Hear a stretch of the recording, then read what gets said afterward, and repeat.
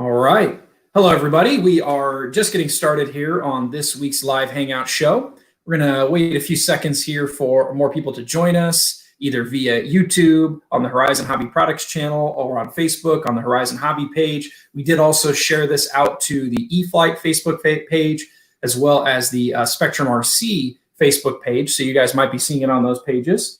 And let's get, I actually just got an alert on my phone reminding me that we are live. And so if you guys put comments and questions into wherever you're watching this, we will see them. We may not be able to type out answers to you depending on the location that you're at. We do have some people monitoring different places, but we'll try to address questions more toward the end of the show in particular. So joining us today is Mr. Brian Phillips. Thank you for joining us, Brian. Hi there, guys. I think a lot of people, I've seen a few comments already, people know who you are.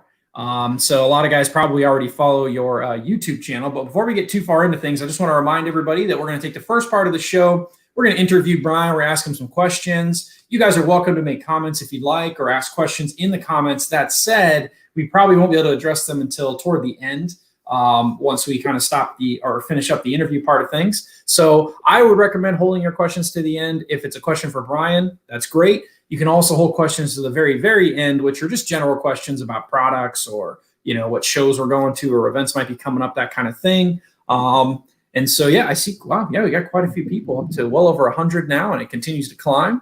So awesome. All right.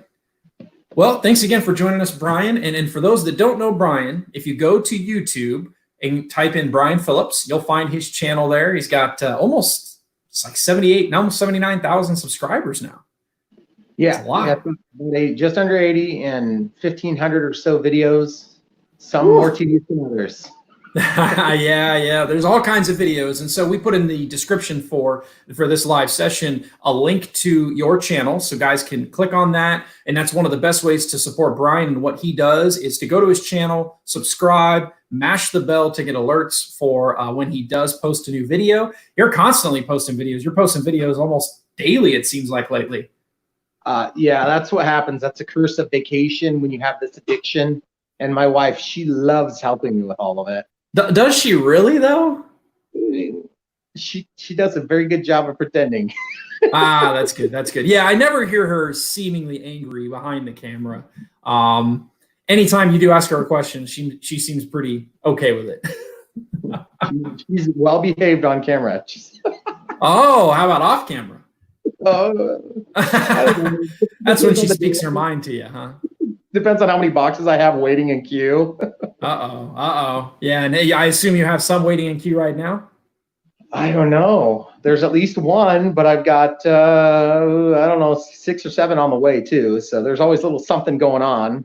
Always something going on, that's right. And, we have almost an endless supply of airplanes and other things. So we'll keep sending some stuff your way. And I know just recently you published quite a few videos for our products, including, I think, just today or yesterday, a video about the new Sport Cub S2.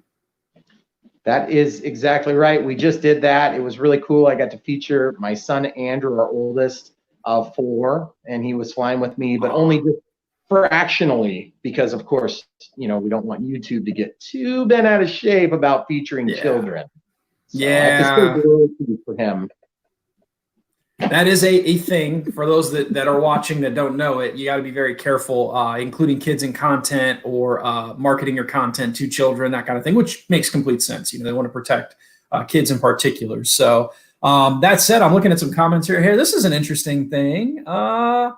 Somebody said he's from the Warren area. Do you know that? Is that near you? As in Warren County? Yes. I guess so. To the south of where we live. We're in central Iowa, so we're in Polk County, actually, and we just bought this property in rural Polk County, and we love it. You guys have seen it. We got a whole house build series if you're curious about it, but we mostly shared that because I'm obsessive with, the airplanes. I mean, there's just a few of them up here. They're all over the house. They're everywhere, huh? Would have put me out by now. So, but we built a bigger house for more airplane storage. That's how I always shop for a house or for a car, is how many airplanes can it hold and where can they go conveniently. So that is a thing. So Michael Klein asked a good question. Is Jason flying solo as host today? Yes and no. Steve Petrato will be joining us here in a few minutes. He was out at the flying field trying to take some test flights on some new products so he could give his opinion and so he could get a feel for them. And I think he just got home and he's going to get set up here in a minute to join us. So he'll be jumping in here in a few minutes. But in the meantime, let's get started with what I love asking this question for every guest. When did you get started in RC airplanes in particular, and what was your first airplane? Okay, that's a good question because there's been so many of them, it's hard to keep them straight. Actually, the Sport Cub S and the INM, not the INM Elite, that thing sucks. The INM, which is made by Fly Zone, I think. So it's a competitive. It was, yep. But I was we own Fly Zone now, but yeah, it was. Well, see, it's all part of the show now. But I was flying that thing around the living room, broke the wing off in half the first day I had it, and I was like, I need something better. So I went and got a Sport Cub, like maybe that day, and I said, the guy at the hobby shop, kudos to Hobby Haven in Des Moines. They are an excellent shop, by the way, and one of your hobby shops, of course. The guy told me, Rick told me, says it's a gateway drug, and I was like, whatever, Rick, you're full of it. Except he was exactly right. So anyway, now I'm peddling the stuff, outside, and the Sport Cub, that was how I got started. I'm going to be 40 soon, but when I was a kid, my dad had maybe an Eaglet, I think it might have been, and I just remember him flying it and crashing it in a cornfield because he accidentally turned the radio off. So we built a little balsa wood block to stop that thing from doing that again, and it was really cool because I got into this hobby about 5.5 years ago when my second girl was born, which is our third child. And my grandpa, who's now passed, we actually got a chance to spend about 3.5 years together working on models. He would build them from stick, and then we would just go together and we'd get onto the websites and order all the parts and stuff, and we'd build them together. And boy, it was cool because he ended up passing away about 2 years ago. So I actually have quite a bit of videos of that stuff too. So just the whole plethora all the way through my life, I've been around it, but I haven't been flying until about 5.5 years ago because the technology is so much better now. Right. So much easier to learn. And people think you're blowing smoke when you say, get the Sport Cub S and learn to fly. I think that's what I put on the thumbnail there. Totally true. You can learn to fly, and the consequences are so much lower than they used to be. I mean, you used to have $1,000 up in the air, and you're flying it around. I mean, you're about having a heart attack, and then you crash into a cornfield, and you're like, oh my goodness, that's 1,000 pieces I have to go drag and put in my car, truck, or whatever. Now you can get the Sport Cub for what, like less than $150 out the door with accessories, and you're flying. You don't even have to go to the store if you don't want to. You can just order it on Horizon Hobby, and you've got it. Blammo whammo, you're ready to fly. Simulators have a place, but I'll tell you what, where it is in real life, people. Yeah.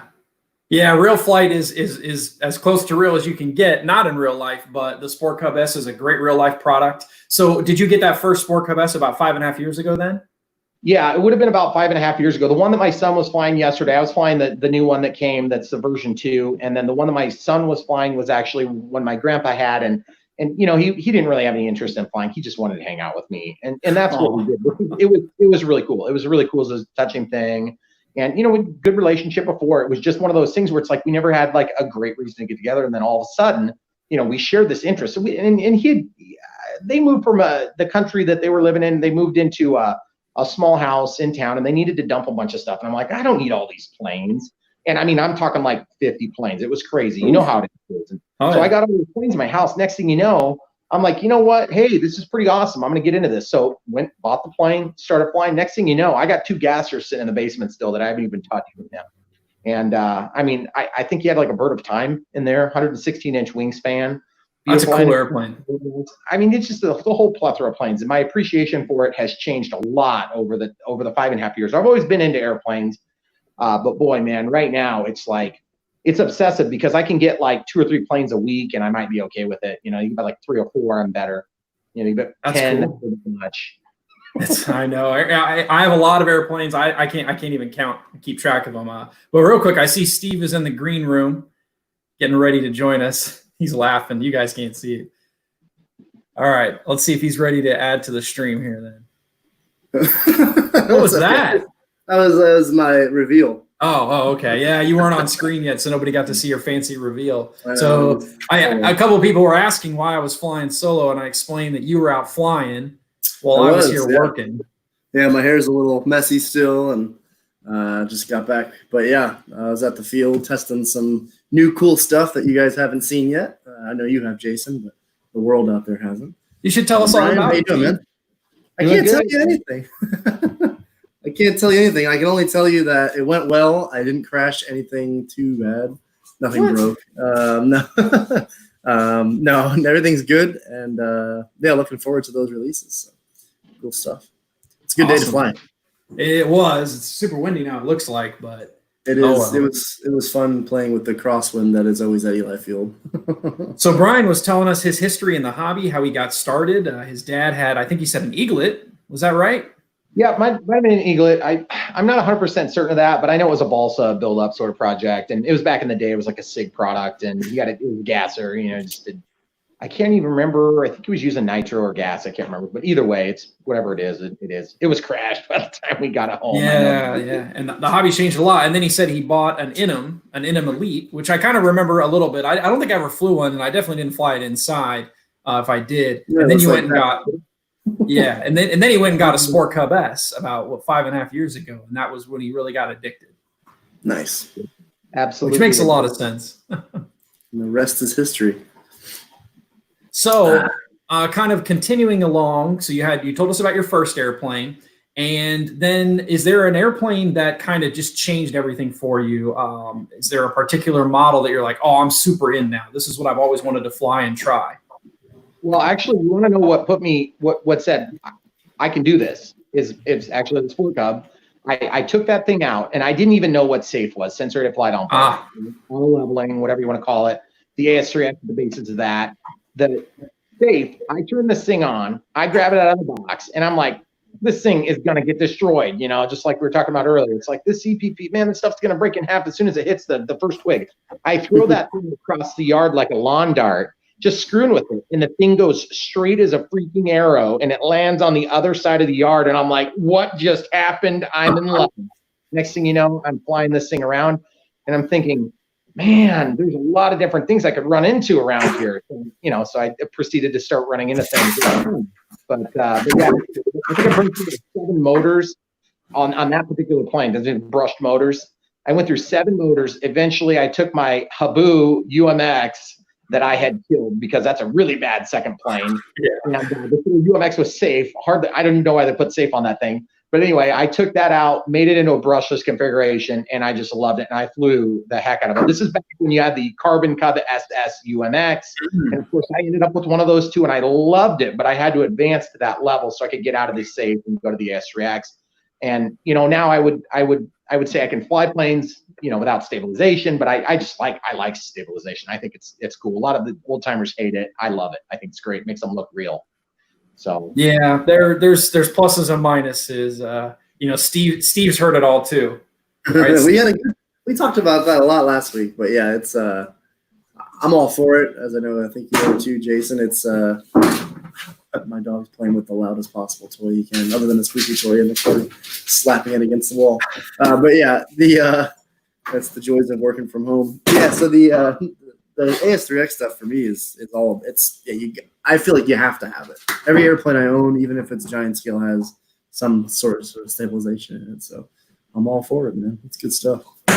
Yeah, I'm all for it too. So hey, we got actually a couple. Let's just say hi to a couple of people real quick. I see Pilot Ryan is in here saying hello. Hey, Pilot Ryan. And hey, look at Robert Petrenza. Oh, yeah, there. It's pretty late there. 10:16 p.m. Well, Pilot Robert is joining us. That's awesome. And then a couple other guys, a lot of the usuals, Jeff's Custom.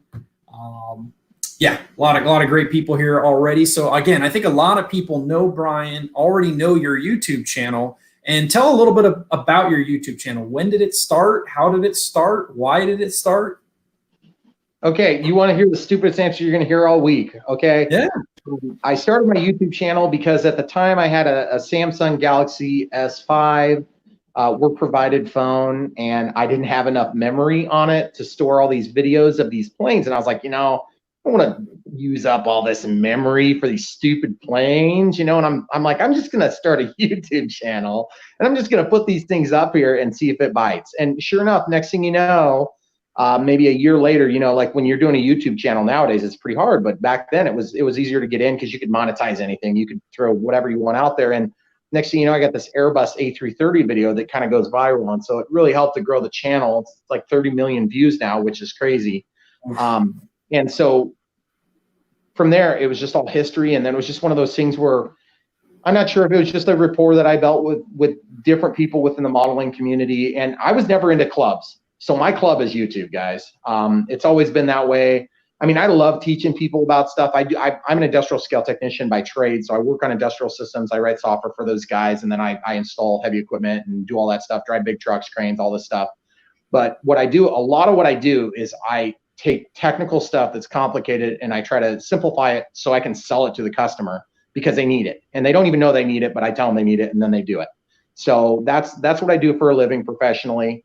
And so on YouTube, it was just kind of like a sweet spot where I could do what I wanted to do. I could kind of do it at my own pace. I mean, not so much anymore. Now it's like, as fast as they come, I get them out of the box and fly them because I love it so much. But it's real deal. You know, it's like when you see, 100 or 75 planes or whatever it is I have in my house, it's not because I don't like it. I love it. And my wife tolerates it. And thank God I've got her around because she does such a good job. But the YouTube channel, she runs a small YouTube channel for homeschool stuff because our kids are homeschooled. And so we're just one of those weird families that, it's like around all the time and we kind of care about each other and love being around each other.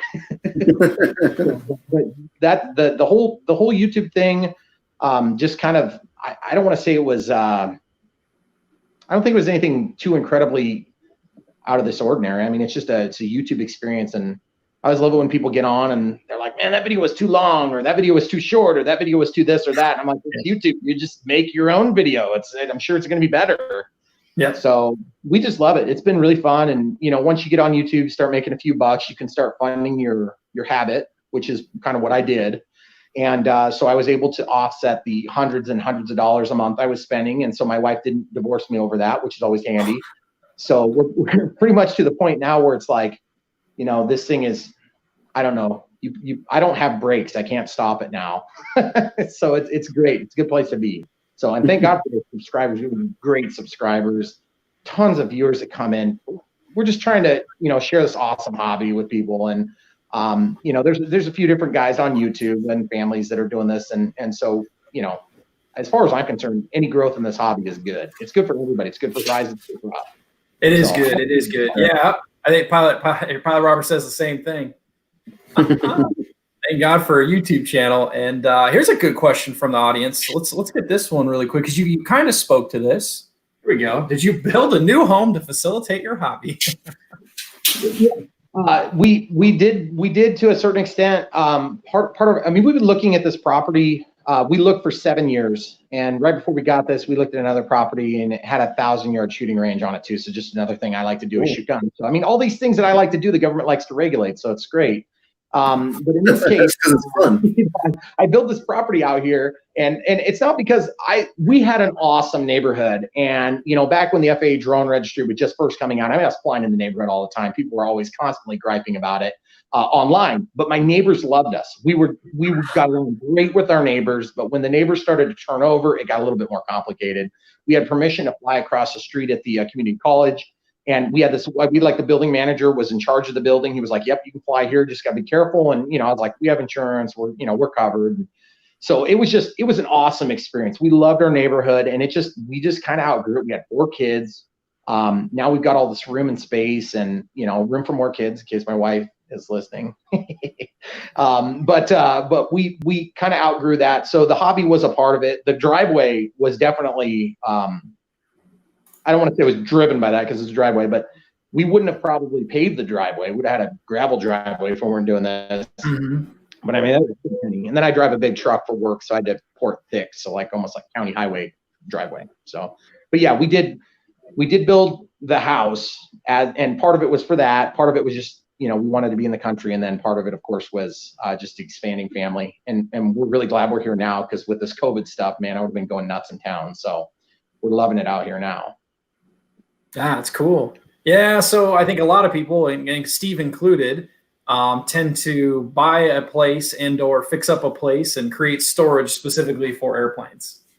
Yeah. I think if you're in the hobby, you're kind of, I don't know, you're so addicted to it that you kind of have to figure out how to make your life work around it or your home work around it. I'm lucky enough, I guess. I think I don't have to worry about anybody else here, so I don't have wife or kids in my way, so I can turn an entire garage into an RC shop or or have my backyard designed to kind of fly. I mean, I bought this house because it had a big enough backyard to fly in, and I didn't account for the fact that it's 50-foot limitations with how close it is to the airport. But besides that, it's still pretty good.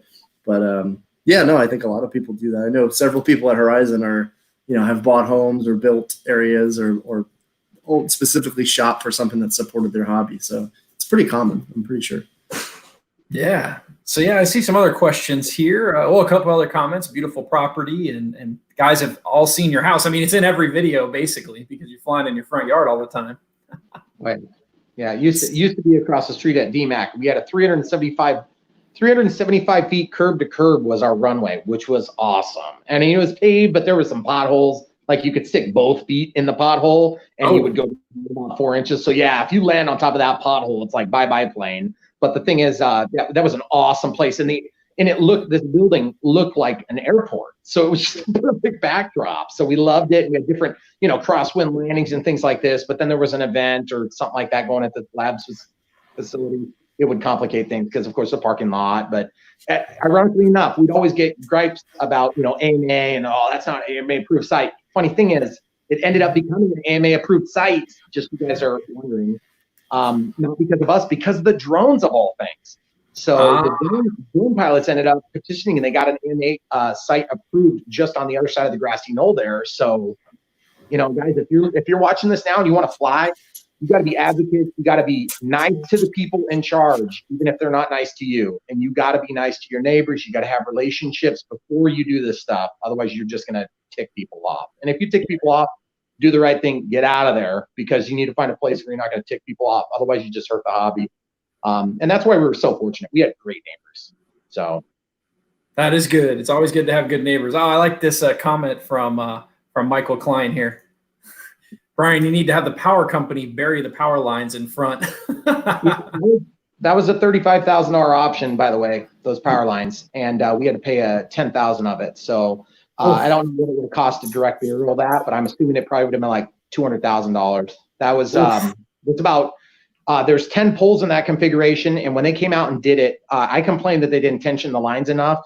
But then I was just afraid if I complained, because there's like 1,000 birds will come out there and land on that, and it'll move like. Well, I said I'm not going to complain, because then they're going to come out, put a bunch of guy wires, and guess what guy wires do? They crash. Yeah, exactly. So no, we talked about that, and the thing is, there's waterways that trap our property, which is part of the reason we love it. But at the same time, to directionally bore down about 30 feet or 60 feet or whatever, I have to go below that water table area there and then come back up. It'd be very cost prohibitive. But you guys haven't seen the back of my property. I have what you see is the front 3 acres. The back, about 5 acres of clearing is where there's going to be a bigger runway someday. So the tree line is about 3.6 acres of the 10. So nice. Yes. Let's see. Oh, Prometheus. Yeah. Read some other comments here. I don't know if Steve, do you see anything that jumps out? No, I was going to ask you, Brian, what have you learned from your channel from a kind of a flow perspective? Is it at first, were you producing not enough content, and then you kind of found a stride that you do it, weekly, daily? How did that kind of evolve over the years? That's a very good question, Steve.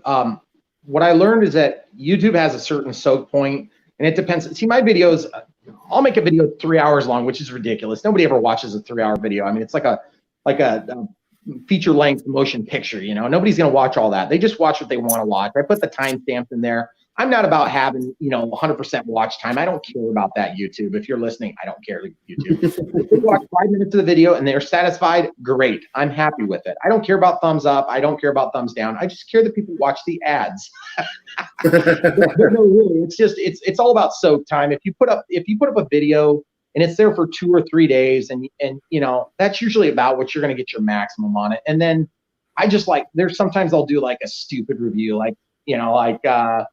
the other day I reviewed a weed whacker. It's like, hey, I show this real quick. I release that on an evening, and then the next morning I put out a plane video. I try to put out my plane videos about 10 o'clock in the morning on weekdays if possible, just because people are supposed to be at work, so they're going to watch your videos all the way through. I mean, I know you guys work for a hobby company, you know all about it.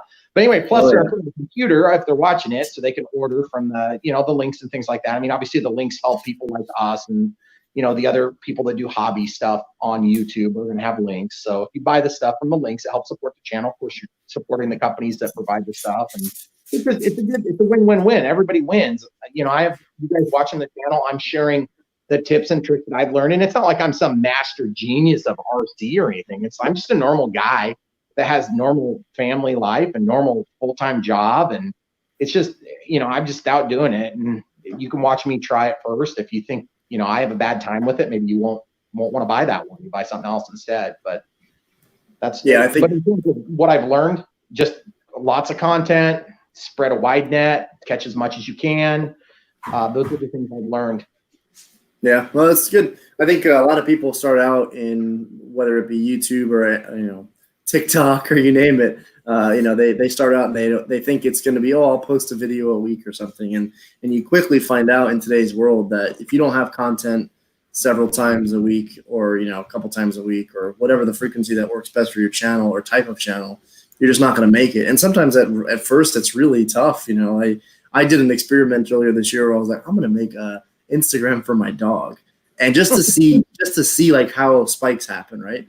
And there's 1,000 other, probably 1 million other people that with a dog or a cat, I'm going to make an Instagram channel. And just to see, it was fun to kind of notice, like, okay, if I do 3 posts a day, well, I got this many subscribers over this period of time. Or if I did 1 post a day, I got a lot less. Or, here's my hashtags, my tagging, all that stuff is super important to, a channel like yours that to grow it. It's a fun experiment. If anyone's watching that wants to start, you're going to start slow and you're going to start with not a lot of subscribers, and then something someday might hit, but you got to keep that content flowing. So I like to ask that question to hear other people's journey, kind of figuring out what worked for them. And it's always fun to hear the answers. So thanks. And tags too, Steve. I was going to say, tags are the thing on YouTube that I've learned. If you aren't running out of tags on every single video you do, you're doing it wrong. If you fill out your description and it says you still have room left, fill in some more stuff. I mean, people aren't going to read it, but in my experience has been cast a wide net, catch what you can catch. But YouTube for me has been a little bit of a different outlet too, because it's not just about selling product to people or trying to get people to watch so we get advertising revenue. And let me tell you something, guys, advertising revenue is next to nothing. What it is it's about sharing how to do things that hold people up. And what holds people up is they see this mountain of understanding that you have to get like this plane flying. And they're like, I'm not going to do it because of that. It's like, I want to see somebody else do it. I don't want to read the manual. That's why I have a wife, right? So they basically just watch me do it. And they're like, man, if that moron can do it, I can do it. It's like Tommy Lasordo said it. If you can do it, if I can do it, you can do it. So. Yeah, definitely having that realism. When we post a product video, we're always like, man, we try to show the product in the best light, but we know customers are going to go, yeah, but that's Jason or that's David Payne or that's Allie flying. That's not me. That's not a normal guy. And then guys like you out there showing off, this is like a legitimate person. It's not some celebrity pilot who's been doing this for a living for 10, 12 years or 20 years. It brings a sense of realism to the product or to anything when it comes to YouTube. So it's a needed piece. I know myself, I don't really shop a whole lot of RC stuff, but when I do look for whether it be lawn equipment or other, I always look for someone on YouTube. It's my first go-to search engine other than Google, right? And for a lot of other people, it's Google and YouTube are 1 and 2 when it comes to search engines. So, Here's a good comment from Micah, and I kind of agree with this. And like Steve said, when you're researching a lawnmower, whatever it is, and you're spending a good chunk of change on it, you'll consume hours worth of content about that particular product, especially if you're just not certain. You'll see it from many different views, and the more details sometimes the better, even if it is 3 hours. There's another question. What was that? Oh, what is Brian's channel? Oh, that's an easy one, guys. Brian, we'll let you take that one. How do people find you on YouTube? Phillips RC. Brian Phillips RC. So my name is spelled with an I, not a Y, and it's Phillips like Phillips 66 minus the royalties. Yeah, so 2 L's, not just 1. Yeah. I didn't mean to click that. Listen, I was going to make a banner and put it up on screen here of your actual YouTube channel here. And we did, and I see that Mark also mentioned he got the link to work. So wherever you guys are watching this, if you scroll down to the description, you should see the link, which takes you directly to Brian's channel, so you can subscribe there. And I wanted to back up a little bit, and we actually talked about this a little earlier. So Mood G 1620, I'm assuming 2010. He was asking about the P51 that you reviewed, the 1.5 meter. You mentioned, I think, in the review about the improved doors, gear doors. And yes, that is true. The original airplanes, they had a gear door in there, which the pins would snap pretty easily, even on a good landing. And so we now have new doors that have a different material. They have a slightly different coloration. That's how one way you can tell. And the pins are a lot, they're a little larger, but they're a lot stronger because of that material change. And so we're waiting at the moment to get more of those into stock. But if you have your gear doors break prematurely or very easily, just contact our product support guys. They'll get you on a list to get you a set of those when they're in stock. And then the ones that we sell as spare parts in the future will also be the new and improved, stronger gear doors as well. And I think somebody earlier too, Brian, asked, how do you feel about that Mustang 1.5 meter?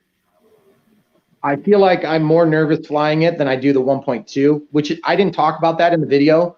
When you get a beautiful plane that's big and you're like, this thing is freaking awesome, and you're like, I don't want to screw it up. That's the feeling you get. So ironically enough, the 1.2 for me right now, because I'm not used to the 1.5 yet, it's still scary for me because it's so beautiful. And it's like, I don't want to have to fix it. So, and anybody who's flying knows exactly what I mean. And you probably forgot, Jason. You've been flying too long. You're an oldie but good, so you don't have that problem. But, the 1.2, man, I get up there, I can just fly right around in front of my face, no problems at all. I'm not worried about it at all. You can land it on the mains, not worried about it at all. Not worried about going off in the ditch like I did 4 times while I was filming that. Plus, you guys don't realize this, but man, that first day was crazy. It was bad wind. And I thought, surely this thing is going to do just fine. Well, it does fine until you try to land it, and you're like, oh my goodness, you got about a 12-foot elevation change on final. And it's like, that's not good when you're 3 feet off the ground. But luckily, that 6S Power, man, you can go straight vertical out of a failed landing. And that's one of the things. Right. You used to never have that kind of power. You could come in for final and screw up. Now you could come in and fail like an F-18 coming in for a final on the air deck. You just full throttle and bang, you're gone. Yeah, I would say that it has more power than it needs, and that's kind of people's expectations, because a lot of people are now used to punching out when they get into trouble. They use the power to get them back into the air as quickly as possible. That does make sense. When in doubt, throttle out, right? I've not heard that. That makes sense, though. It does hurt your spare parts sales, though, Jason. You might want to overthink, Yeah. I will say, a funny fact for the audience that's watching, we sell a lot less parts now than we sold, say, 10 years ago or 15 years ago. I'm not sure if it's guys break airplanes and fix them, or they don't break them as often. I suspect it's that, and in part probably because of safe, also because I think, simulators are more prevalent. A lot of guys, have learned to fly successfully and well. But again, at the same time, I think technology is helping. Plus, the airplanes, they're getting easier and easier to fly. It's not just the technology that makes them easy to fly. The Mustangs in particular, a lot of work went into making those airframes handle and perform well. And both the 1.2 meter or 1.5 meter are some of the best flying Mustangs I've ever flown. I've flown, I'm guessing, about 24 different Mustangs in the hobby over the last 30 years. And my first low-wing airplane was a P-51. And man, it was probably a bad choice for a first low-wing airplane back in the early 90s. But it did teach me a lot. And I will say that 1.2 meter is a very special airplane. I would say it's a perfect first warbird. I wouldn't recommend the 1.5 as a first warbird, certainly as a second one. But yeah, the 1.2 is a very, very special airplane. That was my first low wing, was the P-51 Blondie. I still have it, in fact, in the basement, and I landed it in the street and took out the retracts on the curb. But it was a beautiful, greasy landing right until I hit the curb. Yeah, that's the one benefit of flying at a flying field or in a big grass field. You don't have that. But yeah, for some that fly out on a road, that is an obstacle. Micah has another good question here. Yes, the DXE will operate the retracts with the aux switch. But that said, you probably will have to program it depending on which switch you'd like it to be on. Now, in general, a lot of times the industry standard for the gear switch is the A switch. The DXE, it depends on if you bought it open stock or if you got it with a ready-to-fly airplane, but at a minimum, it should be 6 channels. And you can use the programming cable to assign the switch for a particular channel. So you can have retracts, you can have flaps with the DXE on the 1.2 meter Mustang. All right. So, Jason, just while you're on topic of technical questions, there was one directly to you and I. Oh, I'm not sure if I wasn't related to the Mustang, but will there be a smart receiver like the AR637T with more channels than safe? Well, you never know. But yeah, Jay, just to kind of answer that for you, we may not. I can't really say what we've got coming in the future, unfortunately. But stuff is always in the works, and the Spectrum team is always hard at work on the new cool stuff. So we understand the need for stuff like that. So you may see something like that in the future. All right. So Brian, do you have? Obviously, probably not. Probably the answer to this is probably not, but maybe. Do you have any plans for any cool travel this year or any events you'd like to go to later on in the year? The events I want to go to, well, not probably this year, but I like going to air shows, but I think everything's going to get canceled with COVID, which is too bad. I'm not really sure what all is going to happen. I would like to do one of these flying events eventually. The trouble is my work schedule keeps me so busy. And then what happens is I go on vacation like I am this week, and then I'm filming all week. So we've got some hay equipment that we're trying to set up, which is not going to be exactly RC related, but yeah, that's one of the things we do. It's just like, part of the property was taking care of this. I had to keep the agricultural classification, so now we're farmers. So, fair enough. Go ahead, I clicked the wrong one. Sorry, I meant this one. There we go. Well, thanks, Trevor. Good for your order. Yes. So I think he's basically asking if you have any interest in reviewing the P39, a 1.2 meter, which I got to tell you, out of all of our 1.2 meter warbirds, that one is probably the most unique in a lot of ways. It's a tricycle landing gear, which makes it super easy ground handling. But on the same note, it's fast and it's slow. It's right now out of the box our fastest 1.2 meter warbird. On 4S, it's over 90 miles per hour in level flight. On 3S, it's like 70 miles per hour. And then it slows down with the flaps down to like, you're shocked how slow it is. It's probably less than 15 miles per hour before the thing stalls. So it's just a phenomenal flying airplane. That would probably be a good one for you to review, I think. The answer is yes. Get it in the mail, Jason. What are you waiting for? Yeah, we're working out. Oh, here's another Michael Klein. When is the next E-Flight release? I don't know. In the future. One of these days. One of these Thursdays coming up at some point here. And I did see somebody asked a question, and I think I missed it. It's too far up in the stream now to pull it up. But someone asked if we are going to come out with an airliner, and they said they're pretty sure Brian would like the airliner. Yeah. So I guess, like Steve has mentioned earlier, we can't always say what we're working on. It's always a possibility. But that said, I think, Brian, you have a special place in your heart for RC airliners. I've seen you have quite a few videos, and like you said, that one video went viral. 30 million views. That's phenomenal. Yeah, right. Thank That's God for crazy. that one. It was crazy. 450,000 views in like an hour one day. It was like you've never been glued to a computer like that. It's pretty crazy when you get a viral layout like that.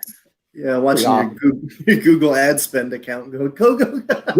Yeah.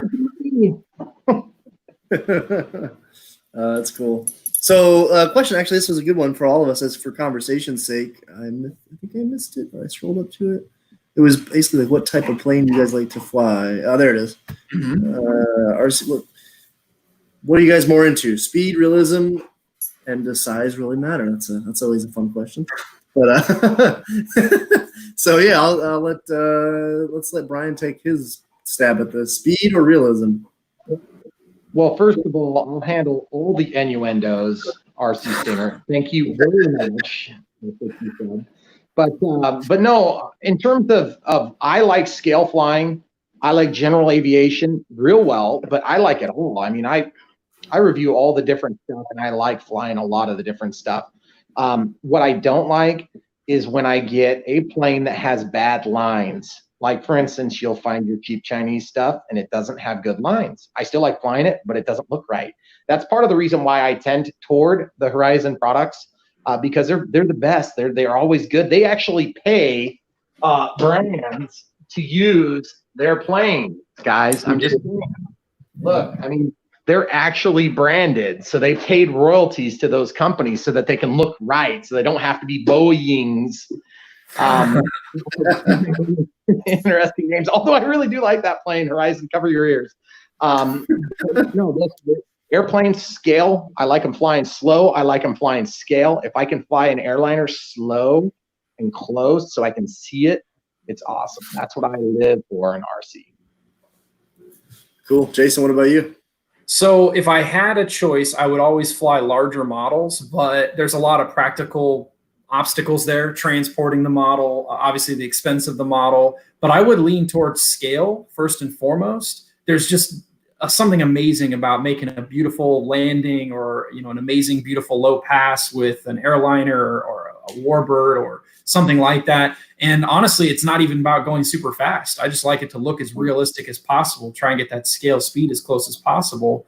But at the same time, after you do that for a couple minutes, I tend to get bored. So my hope is that the airplane can fly beyond scale. So a lot of our models can. I think the Citation, the UMX Citation Longitude is a great example of an airplane that looks scale and you can fly at scale. You can shoot beautiful touch and goes, make it have, beautiful nose high landings, just like the real airplane does.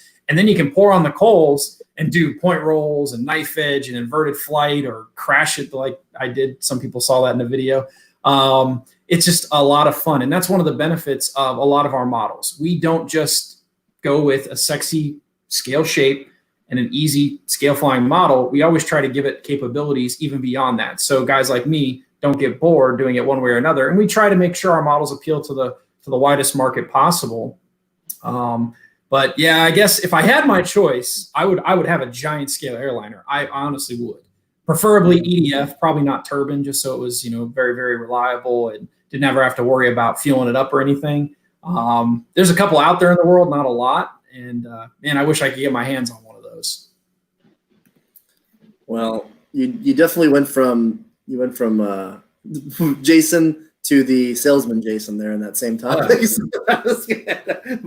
was good. No, I appreciate where you're coming from when it comes to having a versatile model. For me, as you were saying that, I was just thinking to myself, wait a minute, I ordered a night Timber X, and the warehouse closes in 15 minutes. I'm not going to be able to get over there for the weekend. Dang it. But, for me, I've got a couple of models that are faster, but most of my stuff is on the slow side and on the scale side. Last year, like at Joe Knoll, I brought, the two things I wanted to have there was my X Cub, the 60cc X Cub, and then my 60cc Stuka, as Jason hates it. But one of my favorite airplanes. And I just love that thing, but everyone that sees it is always like, God, that's awesome. But there's some where's my Stuka fans out there? Comment up. There are plenty of them.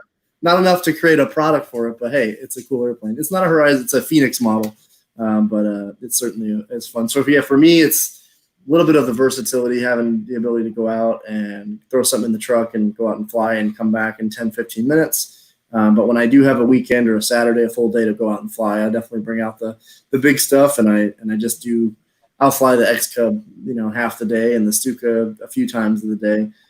Just because it's slow and fun, and you can just do one wheel landings or one wheel touch and goes, and that's where I'm at. And especially like even at Joe Knoll, like my favorite part of that entire trip, although it's a work trip, is being able to sit, at night in front of the lake and just doing float flying. So that's just like the ultimate part of that event for me. So that's kind of where I'm at when it comes to picking a plane for me. Yeah, and I think that we sounds like we all kind of appreciate that realistic, even relatively slow flying. But at the same time, the one beauty of our hobby is that it is so diverse. And I will say I appreciate taking out a Havoc or any of our EDFs now that are over 100 miles per hour and just ripping by fast a couple times. It gets you excited. It gets your energy up. And there's nothing like it. But at the same time, I don't want to fly like that all the time because you do have to be on your toes. Yeah, definitely. I've had my fair share of heights speed crashes and explosions and over the years. That's for sure. I'm sure that's Mr. Craig Greening putting that. Yeah, you have a new nickname. That's it. Stuka Steve. Stuka Steve Calls me that all the time. That's funny. I don't see anybody saying they like a Stuka in the. Gabriel Davidson right here. Stuka guy right here. Boom. 1 out of over almost 200 people watching. So yeah, that's good. See. you know, I know you know. Yeah, it's all good. I love the hate. It's good. It's an airplane. I love all things that fly, but boy, there are good-looking airplanes and there are bad-looking airplanes, and the Stuka is ugly. Brian, what's your all-time favorite RC airplane? Doesn't have to be Horizon. You don't have to make us feel good. It can be whatever. What's your all-time favorite? I mean, I have enough fodder for the fire here, but I love them all for different reasons. It's kind of like picking your favorite kid. You know, it's like you might have one, but you don't say it on camera. But no, with the airplanes, like I said, I'm a sucker for airliners, but it's not actually like my Airbus A330, which is a Supreme Hobbies product. Is and it's an Airbus A330-600, which is fake, and I put that right in the description. But I have hundreds of thousands of comments that say, "You realize that's fake?" And I'm like, "Yeah, I literally put it in the description, but that's okay. You can remind me." They didn't make the 600 configuration, the 330, so I think it's really cool. But it looked a lot like a Boeing 777, and I like Boeing better than Airbus because it's an American company. But that's one of my favorites, and it's just a beautiful flying plane. But it's also one of the most nerve-wracking ones to fly because I've got so much time tied up in it and I can't get parts for it. But in terms of just like I love the Carbon Z Cub. I love it. I could fly it over and over and over and over again. And it's just a great flying plane. You can do anything with it. Kind of like what you said, you know, you get a couple of skill passes, but then I want to be able to do crazy stuff. So there's just so many good planes, and then not just Horizon, but I mean, Horizon are a lot of my favorites though, because they're just good. I mean, I love flying the Vibrojet. It's just a blast to fly.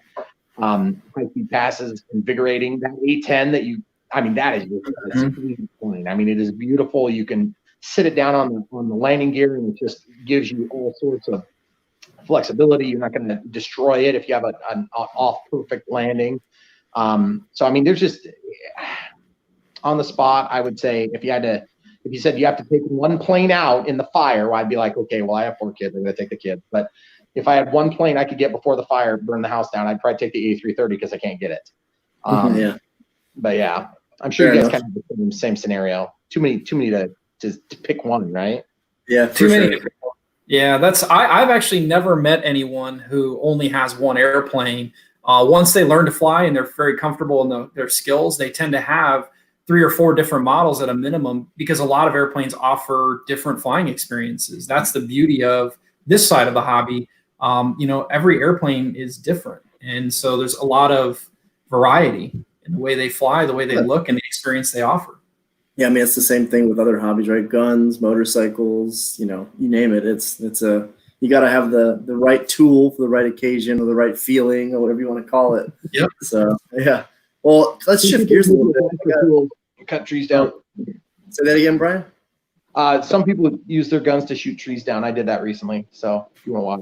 Yeah, you can do that. If you don't have a chainsaw, just shoot lead at it. That's right. That's right. Over and over again until it comes down. It was awesome.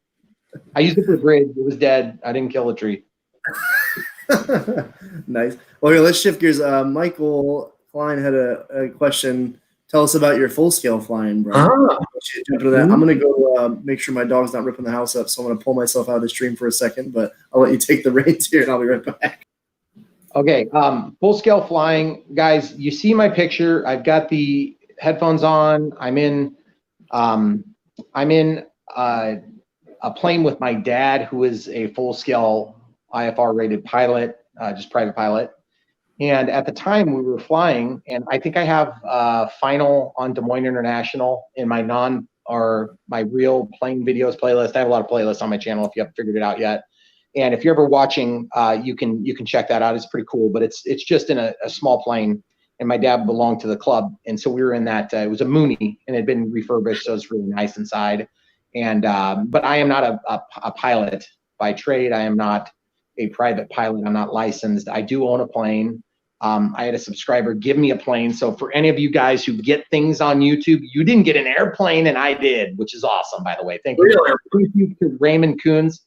He gave me that airplane. Well, technically he sold it to me and for $1. So thank you. That was a good deal. But I can't fly it yet legally. So I wanted to fly it, and we will someday if all goes to plan. But it's very expensive to get things legal. And when you're an Air Force colonel, sometimes I think, that is not such a big factor. I'm thinking that. Anyway, probably true. Yeah, Mooney rocks. Mooney's a good looking airplane. I've always felt like it's and it's unique. For those that don't know the Mooney, I would recommend looking it up and then look at the shape of the vertical fin. And it's just got this weird, it's the opposite of everything in the world. It's got a straight leading edge. It doesn't taper back. It's just up. The back of it's tapered, but it was kind of from a time when, there was like more aesthetics beyond. It was more like form before function back then. It's a good looking airplane. My grandfather owned one of those, if I'm not mistaken, and flew it quite a bit. And it's a cool airplane. And one of these days I'll have to go out and fly one in the real world. I do. There's quite usually at Oshkosh. There's a lot of them. So you have flown the Mooney? Yeah, I did. I didn't actually fly it myself. I was just a passenger. But the problem is my dad's short and I'm tall. And so my feet were resting on the pedals. So of course I had to kind of float my feet with the pedals to fit. And you can only slide the seats back so far in these planes. But the Mooney, like you said, it's a beautiful plane. Of course, pilot gets in first, then crawl in, and then I crawl in behind them. And so it was cool. I took my son out there actually. And it was funny, because he of course remembers the Laffy Taffy, but he doesn't remember the fly because we gave him Laffy Taffy so his ears would pop. And when he was a little, of course he remember that, but he's big enough now he would get into it. So hopefully in the not too distant future, my dad will get his certificates back up to date and we can go do some of that again. And of course, flying is a rich man's sport. It's expensive to fly. Very expensive. If it wasn't so expensive, I'd be doing it myself. So. Yeah, it's one of those things that it keeps getting more expensive. The longer I wait to get my license, every year I look and it's another $500,000. It seems like. When I was a kid, I think you could have gotten your license for. I know some guys that were 16, 17 years old that did it for less than $6,000. Now you're lucky to do it for less than $16,000. It seems like. My subscriber is a pilot, and he doesn't even have a driver's license yet. Oh wow! And, yeah, Benson, I'll give you a shout out right now. Benson's one of my little buddies. And he's a full scale. He'll be able to fly legally as soon as he's of age for a driver's permit, which is incredible. And yeah, that's awesome. That's the cool thing about this aviation community is that people that are in it, they know it. They know it's expensive. They know it's prohibitive for a lot of people. But it'd be kind of cool if the aviation community would maybe try to address that, because you can't pay somebody $20,000 a year to go spend $100,000 on college to make $20,000 a year. It's not a winning equation, and you can't immediately be an airliner pilot making good money. So let's hope somebody comes up with a good system to take care of that problem, because otherwise we're not going to be able to fly commercially. Yes, yeah, it's an odd time right now, and I think you might remember Cody. Cody just left to go to school to become a full scale pilot, and hopefully he will 2 years from now be ready to be hired by an airline, and hopefully he'll get a job very quickly.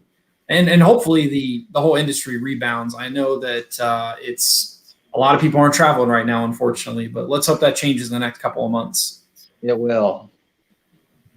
Yeah. So actually, speaking of that, and I think we'll talk about that a little bit more later in the show. But as things open up and as the weather gets better, even around here, finally. We'll be changing our show up a little bit here, guys, and we'll talk about that a little later in the show. So for those that might not stick around to the very end, be sure to keep an eye out for an announcement on changing up the date and time that we do these shows. So, let's see here. Mini Apprentice is a great trainer. Yeah, it is. Brian, have you flown the Mini Apprentice? I have flown the 1.5 meter Apprentice, and I love it. I acquired it from a friend. Actually, anybody who has a friend like this, you love these friends. The friends that are kind of like getting out of the hobby, and you're like, just giving you things all the time. I don't know how I got so lucky to meet this particular friend of mine, and he ended up giving me an Apprentice, and I loved it, and I knew how to fly already, and it flew great, and I loved it immediately. I put flaps in it immediately because I do that, And it's just a great plane. It's a perfect way to learn to fly. Maybe slightly more perfect even than the Sport Cub S, but the Sport Cub S is a little bit incrementally more price efficient for people that aren't going to want to drop $300 or whatever, by the time you buy chargers and batteries and things like that. So the ready to fly packages are the way to go for that type of thing. So the Mini Apprentice would be a great choice maybe, but I guess I don't know. I'll have to do that at some point. We have a lot of trainers available, and a lot of times guys ask, why do you have so many trainers? And the reason for that is partly price. There's many different price levels available, and then also that price usually dictates size, and the bigger it is, the more wind you can fly it in, but also the bigger space you need. If you go above $100, which I do strongly recommend doing, we have the Duet at $60 and the Champ at $90. They're great airplanes, but the Sport Cub S, now the Sport Cub S2, at $139.99, it's a great first airplane with safe. It has safe technology. I can pretty much guarantee most people can learn to fly with safe technology. And so at a minimum, I'd recommend there. The catch there is, and someone earlier in the comments here mentioned this, they have a Sport Cub S, but they struggle flying it in the wind. So the next step up from the Sport Cub S is now our relatively new trainer, the Aero Scout. The Hobby Zone Aero Scout S is phenomenal. And then the step up from that is the Mini Apprentice. And then up from that is the Carbon Cub S Plus, and then the Apprentice STS. So again, we have all those different sizes because in part it's a price thing and also the space that you have available to fly. So the Apprentice 1.5, it's a club trainer. The intent is that you would go to a flying club with a runway and you would fly it there versus say the Sport Cub S on the other end. You could go to a soccer field and fly that thing successfully if there's very little wind. Yeah.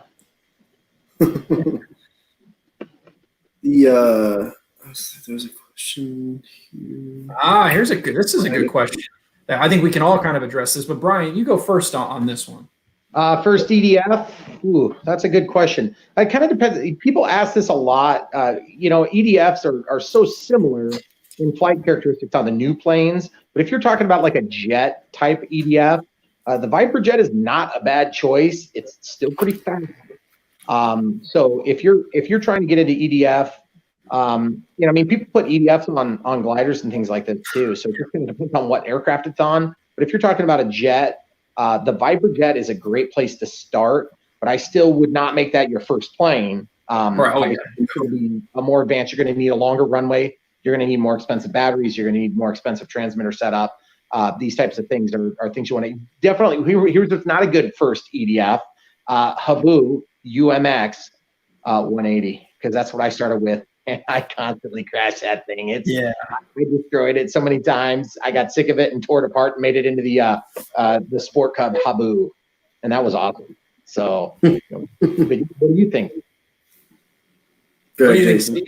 I was going to say that the Viper is great, without a doubt. I would say if you're looking for a full function jet with retracts and flaps, and you also have the space to fly it, you really need to fly that at like a flying field. That airplane is very, very special. I've flown a lot of airplanes over my lifetime, and I will always own one of those. It's fast, it's slow, it's aerobatic, more aerobatic than most jets are, and I think it's a sexy looking airplane. It looks good coming by low and fast. It looks good floating by with the flaps down nice and slow. But that said, a lot like the trainers, the space you have available and the price that you can spend kind of dictates what your first jet should be. I think the Viper is great, $250. You need a 6S 3200 battery, which is like $75, and a 6-channel minimum radio.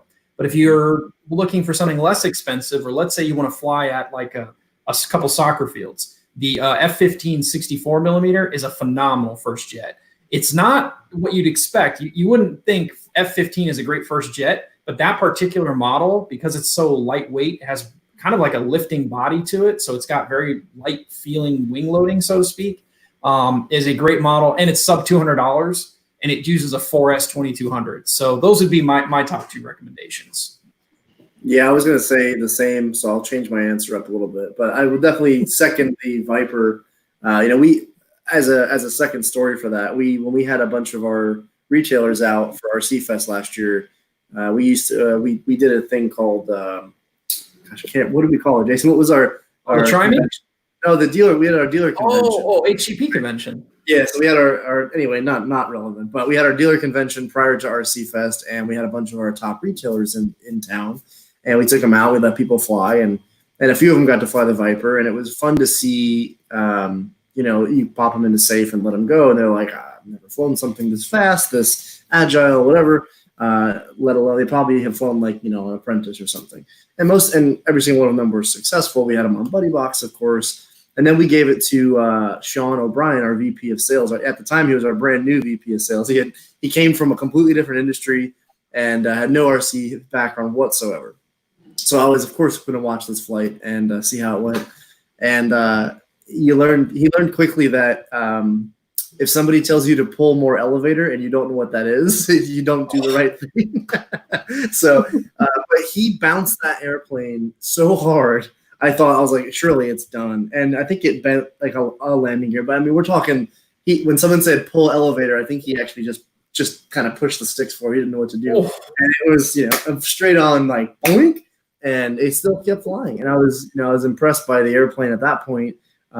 He was flying it around successfully, completely zero RC background, in safe, obviously. And then, flying that airplane personally, yeah, I think you're right, Jason. It's the agility. It's how crisp it is in the air, how light it is, how easy it is to land with the huge wing loading on it. But then the second airplane I was going to say, and this is not something that you said, was kind of I love it, the F-16 Thunderbirds. Yeah. Because it is, while it is a fast airplane, it's not aggressively fast, and it doesn't land super fast. And the ability to, once you get it into that Harrier position almost, you can land really slow too, and it's really forgiving. So, yeah, it's a little wing rocky, and it's got narrow landing gear, but that's why I kind of put it as a secondary option. It's probably not perfect for the guy that needs to have a nice, stable landing gear. But if you're looking for a plane that, you've already kind of mastered landing, and you're like, you know what, I'm ready to move on to something a little bit above that, it fits a different need. So I like that one personally. But you're right. I think there's zero issues with the Viper if you're looking for your first EDF. If you come from a trainer, you've come from another model, say like a Valiant or something like that, you're ready to go. You will be successful. There is no doubt about it in my mind. Yeah, I think you make a good point there that it's a step process, guys. You don't start with an EDF, although I don't know, maybe a trainer EDF could be a thing. Maybe we'll see someday. But instead of that, you do need to start with a trainer, apprentice, mini apprentice, Aero Scout, master that, get another airplane under your belt, maybe like a Timber or a Valiant. And then once you've mastered that, I think that F-15 or that Viper are great next steps. Now, there's a good question here from Jonathan, which I think it speaks to what you mentioned about the F-16. I think the F-16, the Citation, they could be good first jets if you're a really experienced pilot or a pretty skilled pilot. If you've been flying for 20 years and you're ready for a first jet, you can probably skip to the Citation, skip to the F-16. Heck, you could even probably skip to a Havoc or an F-4. But that said, for most guys that are kind of new-ish to flying and newer to EDFs, I would recommend Viper and F-15, and then maybe Citation and F-16 is a great second airplane. Yeah. Bruce, just to kind of reach out to Bruce, we are seeing everyone's comments. We are able to see YouTube and Facebook at the same time, so we're just kind of go through the questions as we see fit. I think your question earlier was about the Aero Scout not having an S on it, and is there a different version? I believe I saw that. Yeah, here it is. It does have an S. Yeah, the full name has an S. Yeah. Okay. So there you go. Well, yeah, there isn't a different Aero Scout for the record. It's the one. If you've got an Aero Scout, you've got the one we're referencing. So. Yeah, if you look at the box, it should say Aero Scout S 1.1 meter on there. And so for those that kind of are interested and those that may not know, whenever our trainers have our safe technology inside, we tend to put an S in the name. So a good example is the original Apprentice was just that. It was the Apprentice 15E. Didn't have an S on it. Then we put safe in it. We called it the Apprentice S 15E, so on and so forth. Yeah. Well, here's another good conversation starter. Yeah. If you're starting all over again, how would you do it? Buy more Tesla stock? I don't know. Buy Amazon at $38. Yeah. Brian, how would you do anything different in your journey from RC? For RC? Yeah, one thing I would probably do differently when I was just getting into RC 5.5 years ago, the reason I got started flying radio controlled airplanes is my cousin, who I was playing frisbee golf with on a regular basis, like 3, 4 times, 5 times a week.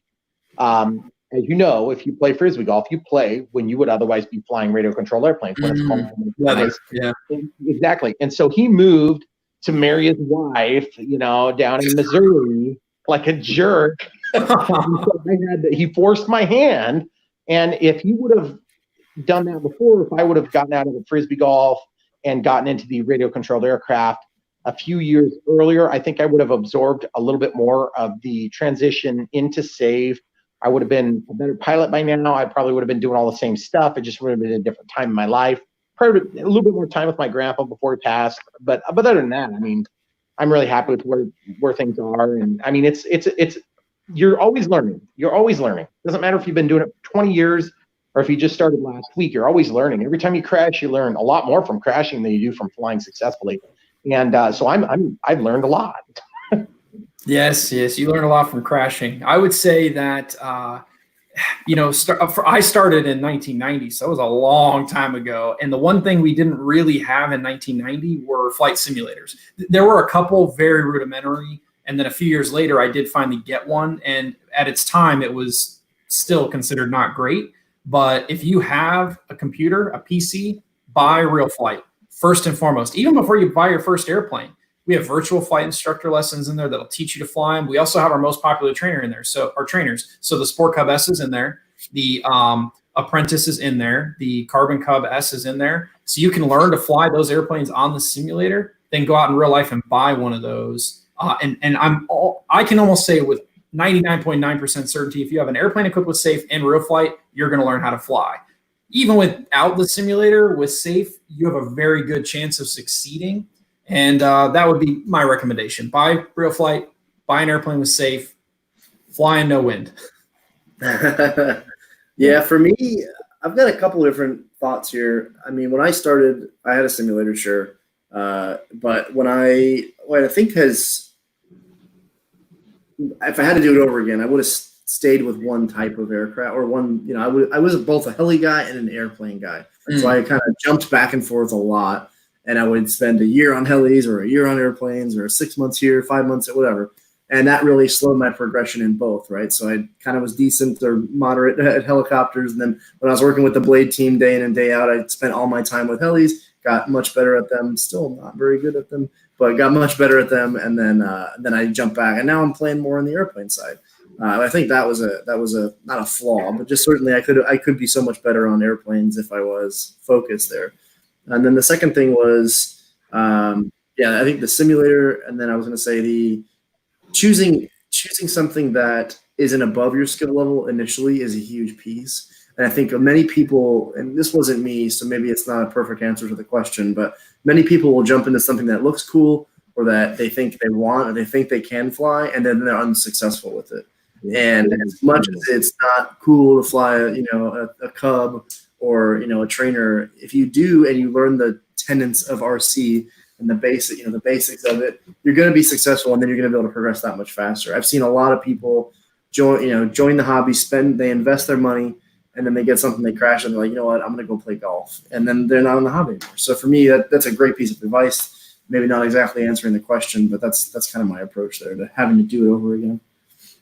Yes. So this is an interesting question, and I think Brian, on occasion, if I'm not mistaken, you'll sometimes land with SAFE on to kind of show guys the difference between a landing with and without it.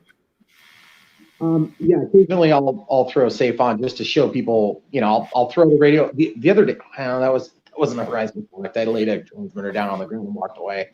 But that was I had a spotter involved if the FAA is one thing. But no, the SAFE, you can definitely land with SAFE. I accidentally landed the Night Timber X with SAFE on. So that worked out fine and worked out great. In fact, the Night Timber X is like the most squirrely and awesome plane all rolled up into one ball of wax. And you can fly it with SAFE on and it's still squirrely and crazy. But when you let go of the sticks, man, it's just rock solid. And so you can, of course, you can land with SAFE on, but you're gonna have the limited bank angles, and you're gonna have to prepare for that. And so if you fly in tight quarters like I do, When you have 2 lines on either side, you need to be aware of that. And because you're going to find out real quick if you can't, safe does not watch out for obstructions. It just keeps you level when you let go of the sticks. So landing, it's very helpful, but safe does not stop you from stalling. Right. It may stall to be a little less aggressive, because what happens when we stall is we start flying. That means you fall and you get flying again. That's what they teach you in a real plane. But yeah, in this case, I would say absolutely, to answer your question, you can land in safe, but taking off in safe sometimes leads to other problems because you have to have clearance for that. So just plan that out. And if you're flying in safe, guys, folks, fly in a big area. You need a big area. You need a lot of clearing. You can't be flying in tight spots with safe, or you're going to have problems. So, Yeah. We've been tuning safe a little differently lately. So, and when we say safe, guys, I should mention this. A lot of our trainer airplanes have full-on safe, which is beginner mode, intermediate mode, experienced mode. A lot of our more advanced airplanes have safe select. And I'm sure what Dario's referring to is a model like that, where you can turn it off, so it's AS3X. You can turn it on, so you do have safe. And safe select is a lot like beginner mode on our trainers. So you've got the bank angle limit, pitch angle limit, and when you let go of the stick, it goes back to level. What I like about safe, and why a lot of guys will only buy airplanes with safe, is even if they do feel comfortable landing without it, if it's a crosswind, if it's blustery, if you're, I don't know, maybe you're just not feeling it that day, if you turn safe on, it will make it a lot easier to land your airplane. Brian mentioned some good limitations that, even with our expanded envelopes on a lot of airplanes, you can't make as tight of turns with safe on. So you have to keep that in mind. But the nice thing about landing with safe is you can not worry about keeping the wings level. That's the number one thing I'm always thinking about when I'm landing without safe. Are my wings level? Are my wings level relative to the ground? And it's become natural now. I'm working the stick on the ailerons all the time. And then I'm using the rudder to kind of point the nose. What I've noticed a lot of guys do, and safe kind of helps with this, is they use the aileron to change the direction of the nose on approach. With safe, you can cheat. You blip the aileron and it goes right back to level. Well, without safe, you have to learn to use the rudder more so. And so my recommendation is try to land without safe if you can. It'll make you a better pilot. If you're ever not feeling it, use safe. That's kind of what it's there for, or safe select at least. Yeah. I think the common colloquialism of using safe is really our beginner mode within the safe technology. But yeah, people call it safe just because it's easier to say. But yeah, I agree. I think I was just at the field, and every time I'm asked to test fly something that has safe or safe select in it, I am always attempting to do a safe landing, an intermediate mode landing, and then an experienced mode landing, just to kind of get what the customer experience is. And for me, I'm a marketing guy, but I'm also an RC pilot. So I like to know if I'm a beginner customer, this is how it's going to be for me. If I'm an intermediate customer or just a guy that's not ready to fly, then at that level, then I want to know what it's like. And I, even just using my previous, this afternoon out of the field, it is a different experience. We've got a huge space at Eli, but you've got to have the space to do a safe beginner mode landing for sure. But it's totally doable. Absolutely. Yeah. And I think Brian has noticed this, and I mentioned this, that different models now are tuned with different bank angles. Some of them have more, so that if they're a faster airplane, like a V900, you can, and even, a good example, the Night Timber X. Although it's not a pylon racer, it's a 3D airplane. So even in safe select on mode, we want you to have more bank angle so you can get used to that really fast aileron response of that airplane. And then a lot of our airplanes, maybe you've noticed this, Brian, if you add rudder when you have safe on, you can turn a lot tighter. Oh, yeah. You can coordinate your turn still, but as soon as you let go, it's going to uncoordinate quick. And yes. So you can also go up and do a flat turn, which is fun because it's challenging to do that. But the other thing, too, is when you're coming in for landing safe or not, cross controlling will always help with the crosswinds. And cross control is what they do on the big planes when they're landing, because they don't want to scare people by banking into a landing and making people feel like they're going to die. So yeah. They use the cross control, they use the rudder and the ailerons, and plus you can use the rudder to help slow you down too if you have a plane that's not equipped with flaps. Although if it's not equipped with flaps, I usually equip it with flaps. Yeah, I saw. Yeah, for those that haven't seen it, Brian recently added flaps to the UMX Citation, which is cool. A lot of guys asked why we didn't put flaps on it out of the box, and part of it was the cost. We didn't want it to be a $200 ultra micro, and then also the weight and the complexity involved in that. But if you guys want to add it, Brian shows you how to do that and shows you how it flies with the flaps. Very cool. I crashed mine for your sake, YouTube and Facebook. Yeah. So, well, we've kept Brian a little longer than we expected to. I don't know if he's got other things to get to, and if he does, no problem. But if not, we can keep hanging out. And if you guys have questions that are specific for Brian, go ahead and put them in the chat now. Now's a rare opportunity. You don't go live very often, right, Brian? Never. I've been dragged out of my cave for this. Yes, and thank you again for joining us, Brian. I think it's a big deal for us to kind of get people out in the world who all watch our videos. You know, people seeing Steve in videos, me in videos, you in videos, and now it's an opportunity for them to interact with us in real time, in real life. So let's see. Any other questions coming up here? A lot of stuff for us. Yeah. What is everyone's asking? Where's Esteban? Is that Esteban? Yeah. Esteban is my cameo. Esteban, I won't say his last name, but he's my friend. He's from Puerto Rico, and he is a good friend of mine. We would fly together across the street at the college campus, and we just had a really good time, good friends. I mean, and the thing is, you know, people have said, you know, my wife is on the channel with me a lot filming, and we have our back and forth and banter, and people like that. But the thing is, like, I always really enjoyed our times. But now that I've moved, you know, like 20 minutes away, so it's just it's almost like, you know, an extra 7 or 8 minutes drive for Esteban to come out to this beautiful runway that I've built for him and I to use. But he's always got a doghouse here in case he gets kicked out. His wife isn't into the RC hobby like mine. Let me be, which is always awkward for him because you know, I've always offered to sneak planes over here. He can buy them, just store them at my house. And if I do, I'll fix them before he notices. But Esteban's my buddy, and we fly together. So he hasn't cameoed in a long time, but he's going to have to after today. Yeah, I think so. Seems like it. That's a cool comment. So kudos for you there from Seth. Thanks, Seth. Let's see. I don't know if this is for you, Brian, or not, but it says, can you put a dive siren on your Stuka? Do you have a Stuka you weren't telling us about earlier, or are they telling me? I do not have a Stuka, but I don't have any problem with Stuka. I'm not sure what Jason's problem is. I think they're pretty cool. I don't know. Yeah, but if that question's for me, then yes, I've been wanting to do it. I just haven't got around to it, so it will happen eventually. Just so I can annoy Jason that much more with flying it and then turn the siren on constantly. Oh, it would be awful. I would honestly, I probably would try to take it out with something then. Right now, I'll let it be ugly in peace. It's fine. But if you put a siren on it and it's annoying, that's how it's supposed to be. Yeah, but nobody wants that. Yes. No. Don't do it. All right, here we go. Brian, you need to review the V22. There you go. Okay. I'll just redirect that back to you guys up top on the screen there. Yeah, the V22. Are we talking about the little Osprey? Osprey VTOL. Osprey? Oh yeah. I suppose I'm up for anything. You guys know that by now. Oh yeah. Jason knows. Yeah. He'll take anything. Oh, here's a question. Night Timber X. You got any new video coming soon, Brian? Well, I thought it already came out, but I might be mistaken. I don't know. If I said something about it, then just forget I said it because it must be coming out very soon.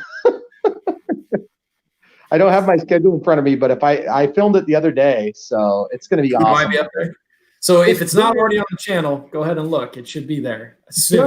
Notifications, and you'll see, Paul. It's right there. You'll get the notification, and yeah, it's awesome. We did day and night flights, and we did the tediously long build, just like usual. Yeah, it looks like your the latest video was the Sport Cub S a day ago, so you have not yet posted the Night Timber X video. We're already let insider information out on this video? Are you kidding me? If I was a Muslim guy, I'd be fired right now. Well, good. There you go. You heard it here first. There's a good question. So Thomas has a DX8E, and it sounds like he's ready for the next step transmitter. So what do you guys, Brian, what would you recommend as a next step transmitter? Sorry. IX20. IX20? Sorry. That was a cheap shot. I'm just saying. I love my DX18 Gen 1. It's awesome. I love it so much. I got a DX9 Gen 2 that I don't even use. I it's just a great radio. And when you get set up with a platform that's an investment like that, you put everything in there. I got like 78 planes or some odd number in there. And then, of course, the ready to fly junk that I get and play and have fun with and crash and don't worry about it too much. But these planes are the planes I really like. If you're going to make the jump from an 8, you're pretty much there. You may be up to the IX-12 because you're going to be making a big jump in price to go to the 9. You might as well go to the 12. Right. The IX-12 would be the next move for me, unless you've got cash laying around and you want to do the IX-20 and then get that. So, good answer.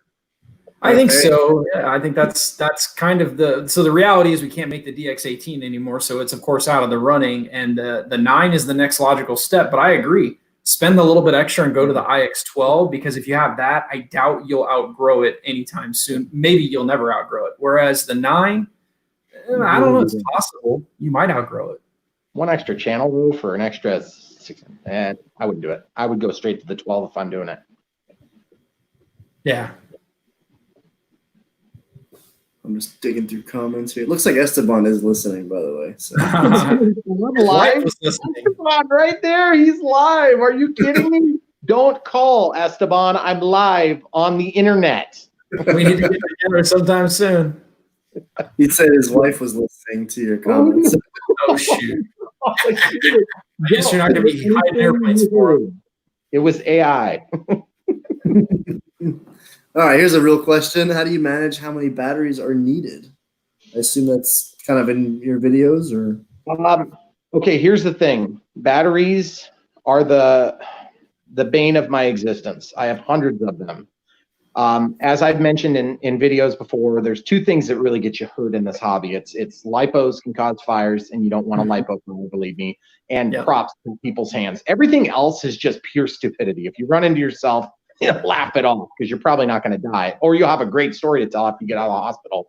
But in terms of fires and stuff like that, people lose their houses, and that sucks. Don't do that. So really, the best thing I've been saying is smart. And here it is. I'm gonna look like a fanboy now, but there's nothing worse than looking like a Horizon fanboy, on a Horizon event. But anyway, the smart packs are going to help. They're going to help you to avoid the risk of fire. They're going to help you. Oh, look at this fanboy. Oh, man. I was taking pay with that hat earlier. So, but the smart packs are going to help you a lot in that. In terms of, I was doing the Turnigy stuff for years, and I had all right luck with them, but every single one of them is puffed and just destroyed. I'm really mean to my packs. I charge them and leave them charged. Kills the chemistry in the packs. Really bad idea. Plus, it's more dangerous because they're more reactive in case you have a puncture, or if you drop one off a shelf, they're more likely to catch fire. And the fire will be more aggressive. Anybody who's had a lipo that they've discharged with a nail and a hammer and safety gear properly, exactly what I'm talking about. It's awesome, but don't do that. It's dangerous.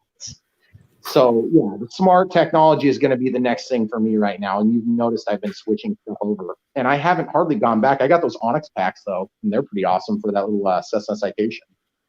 Mm-hmm.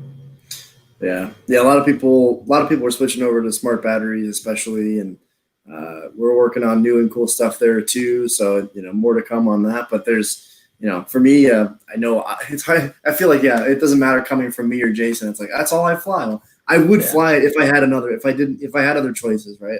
I mean, if I worked for Horizon, sure, but if I didn't, I would still use them. And I truly believe that is the case. There's no reason for me to go to a different type, because the self-discharge thing is huge for me. I mean, it's honestly, if there's no other reason, if you don't care about the telemetry and all that stuff, that right there to me sells the system. Have an ability to just discharge it and forget about it.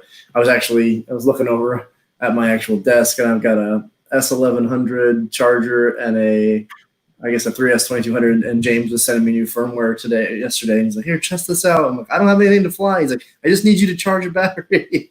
So playing with that, but I'm sure it's on its way to discharge now, because I haven't flown it, and it was charged a day or so ago. So I'm sure it's close to starting that discharge cycle, which is really nice to know, and kind of a peace of mind.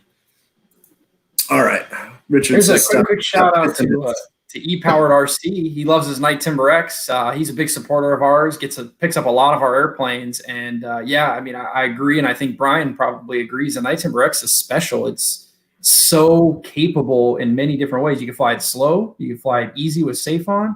You can fly it 3D. Now you can fly it at night too. Yes, and you could do virtually anything with it. Oh no, the black hole took him. But the Night Timber X, you can take that thing off, and it puts Stoll has a new meaning with that plane because it is incredibly capable. I can't say enough. I don't want to give anything away because we're releasing the video here pretty quick, and it's a great plane. You'll love it. It flies itself on safe, but you could take it out of safe and do crazy things. So, Steve, are you trying to recover Jason right now? Oh yeah, look at that. Jason.exe is failed. That's fine. I'm sure he'll come back. I know they're putting in a new fiber line by his house, so he told me that earlier. So maybe that was the reason he is not there right now, but that's all right. I was trying to figure out what happened, if I did something or not, but if I see him pop down into the stream or into the green room, I'll pull him back in. Sure. All right, let's see. We got other questions, I know. Twins. A lot of these are for us. I'm trying to keep you engaged, Brian. I don't want to keep talking about products as much, but talk about products, man. I want to hear.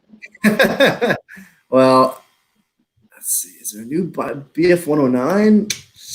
I don't know if there's a lot of market for a BF 109 as much as I know everyone always makes fun of us for, oh, it's another Mustang, and I'm sure many people have heard Jason say, well, they tend to sell, so that's why we keep doing them. So we've got a lot of sales data behind all the different products out there and the stuff that sold or hasn't sold. So, and a lot of times, as much as it looks like he's coming back, as much as we want to hey Jason, welcome back. As much as we want to do fun models like that, it's kind of hard to there's a lot of other processes to get a model like that approved. Here and out. Looks like his headphones aren't yet figured out. Oh, the joys of live. You good now? Yeah, my battery died because I guess I didn't have the plug all the way in the computer. It was in, but not all the way. All right. Well, we were just talking about some products while you left. I told Brian I was trying to engage questions. There's a lot of product questions too. We're getting a little bit of an echo from you, Jason, I think. Yeah, I had to turn. So every time my computer restarts, it connects to my sound bar with Bluetooth.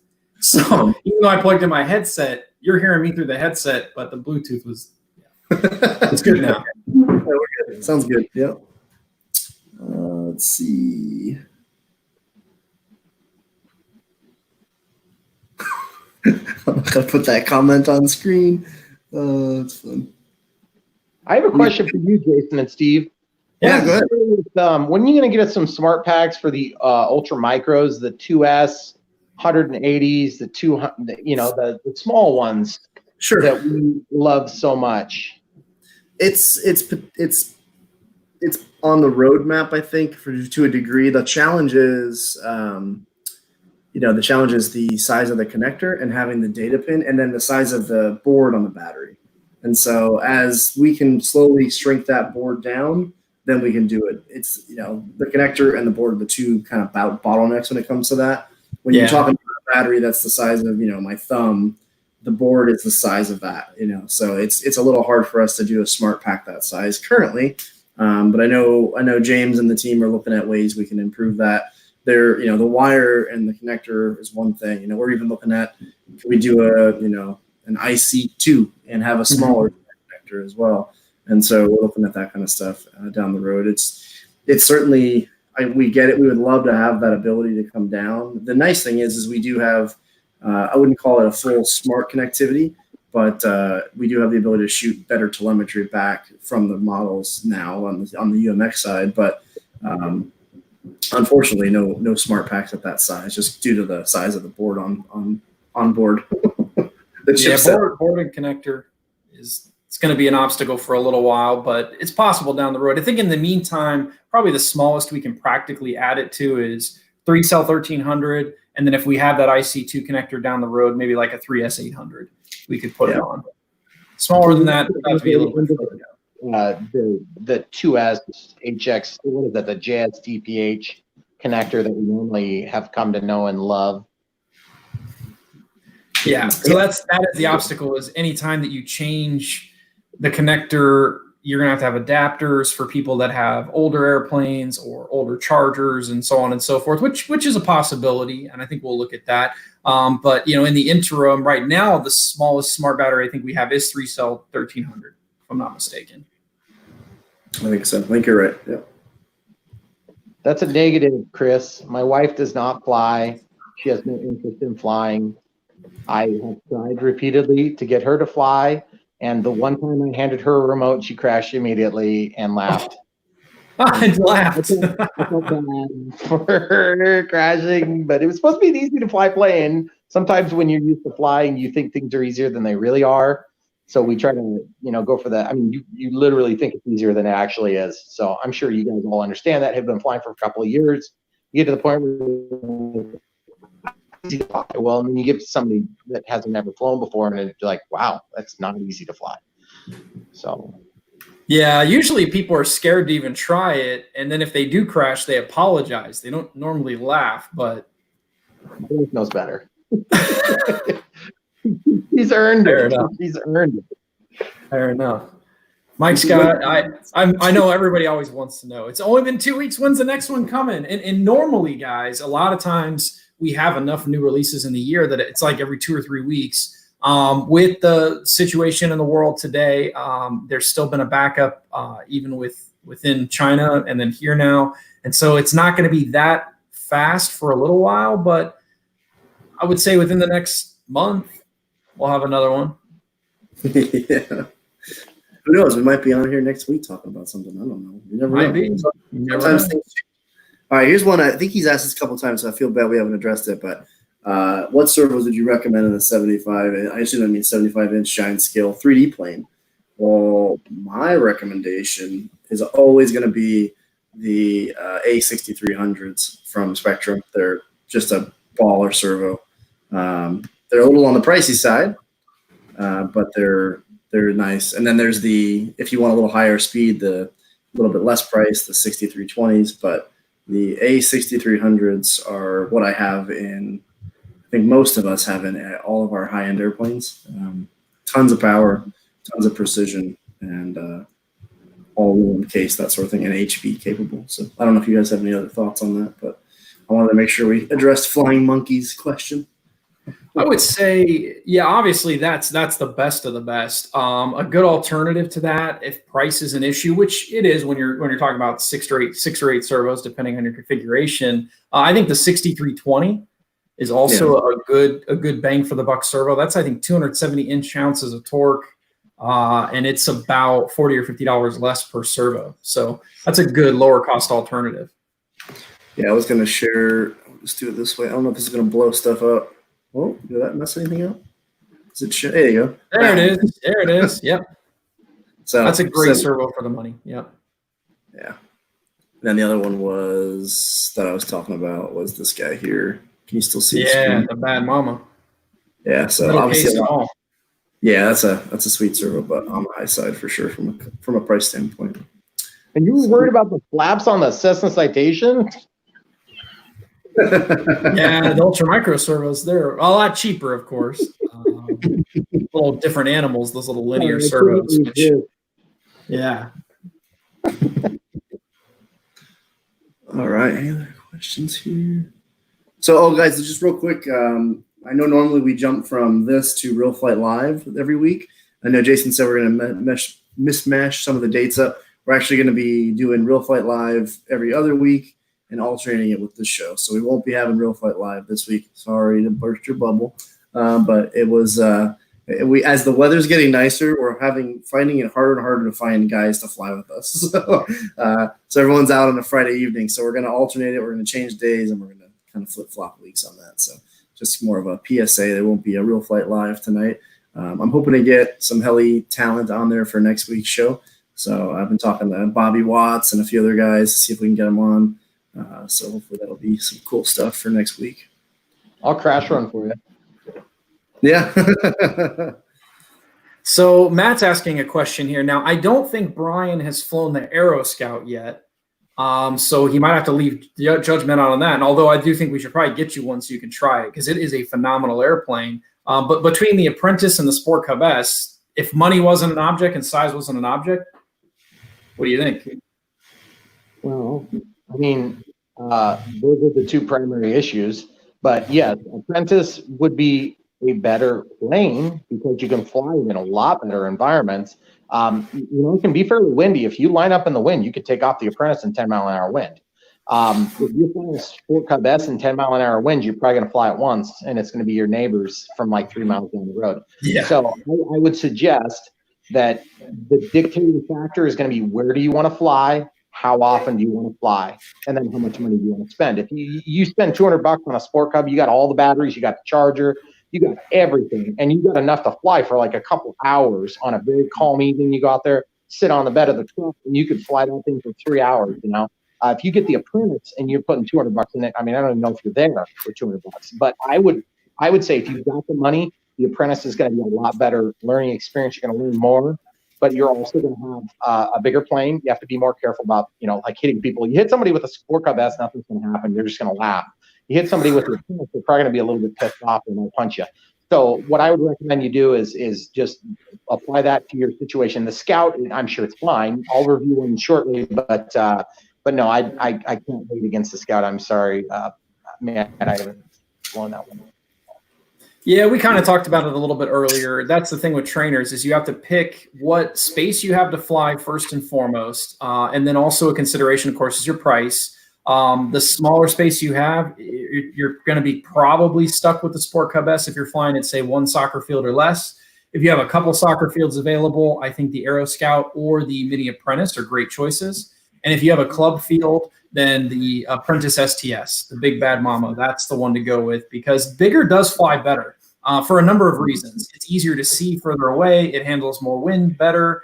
But yes, you're right. If you hit somebody with it or hit the ground with it, a bigger airplane does tend to break a lot more things. Mm-hmm. Yeah. We landed on the finish on the neighbor's roof. We stood in the yard and picked up the pieces and caught up for about an hour. It was nice. Good neighbors.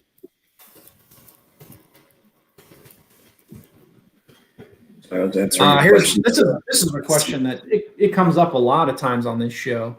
Do we get word when we're going to discontinue a model? We don't normally because if we do, obviously, then what it does is basically invites a whole lot of people to rush by it, which is not a big deal. But then also, I'm sure it would invite a whole lot of people to speak their mind on us discontinuing it.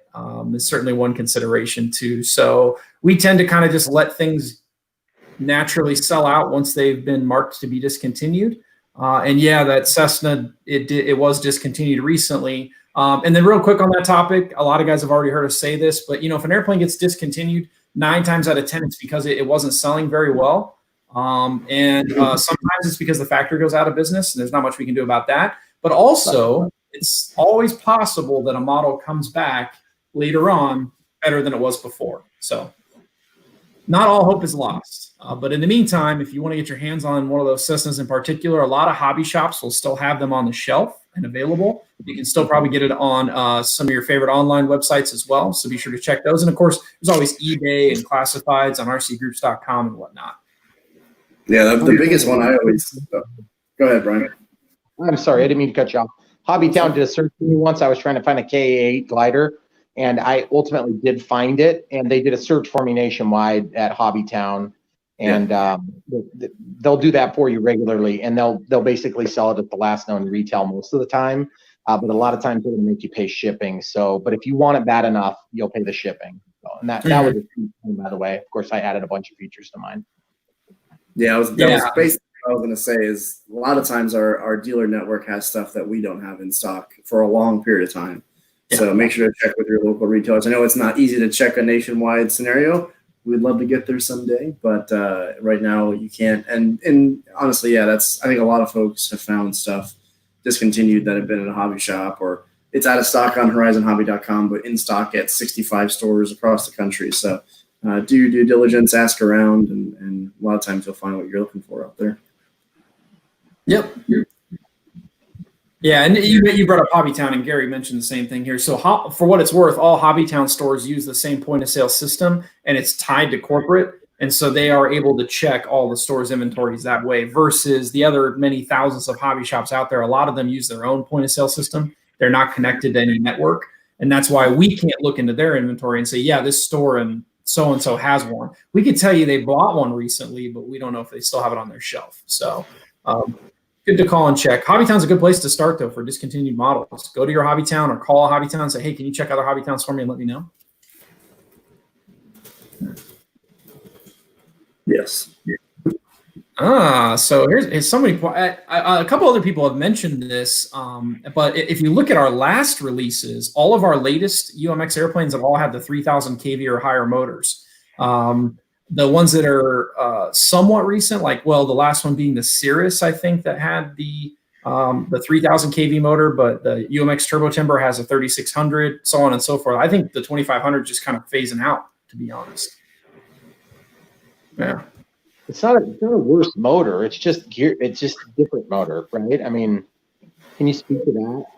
Because yeah, you're gonna get so if it's the same propeller in the kV of the motor is the same battery, same propeller, different kV motor. In this case, that's basically what we do with the UMXs. We don't change the size and shape of the motor. We just change the way it's wound.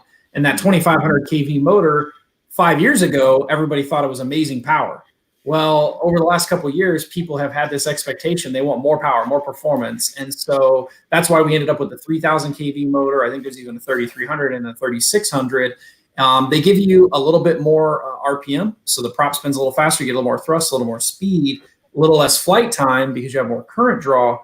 But that's the way the market's going. And we kind of see and we feel that. And we always try to put the motor in each model that gives people the power they expect without killing the flight time. We could probably come up with a 4,800 kV UMX motor, but I don't think anybody would like the flight time.